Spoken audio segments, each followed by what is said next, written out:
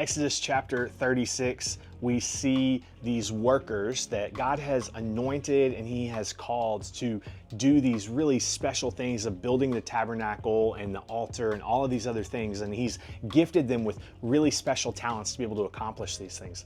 And then there was this moment where God said, hey, anyone whose heart is moved, anyone who has these things, this gold and silver and fine linens and all these other things, I want you to bring them as offerings. And we didn't highlight it in previous videos, but we see all throughout the last 6, 7, 8 chapters this call and response where God is like, hey, here is the stuff that we need. And if your heart is moved to make this investment, to make this offering to the Lord, then I want you to bring it. And I love so much what we see at the beginning of chapter 36 and verse 5. These workmen, these craftsmen that God has specifically gifted in this season for this task of building these things. They come back to Moses and say this in verse 5. They went to Moses and reported, the people have given more than enough materials to complete the job that the Lord has commanded us to do. It ends with an exclamation point. They are exclaiming like, hey, tell the people to stop bringing their offerings. And I just thought it was such this beautiful picture of when we pair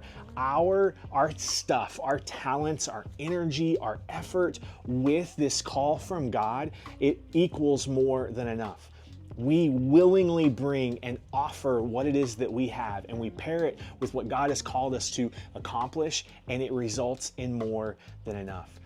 God fills in the gaps. He meets the need. He meets us in these spaces when we are obedient to what He has called us to do. What is it today you need to willingly offer, right? It's the willingness of your heart to say, hey, I offer this to you, God. I willingly give it to you. And then what has He called you to? What does that look like for you to make today count, to respond willingly and say, God, I give this to you. And all of a sudden you look up and realize it is more than enough to accomplish what it is that God has put before you. He meets you in those spaces when you're obedient and when you are willing.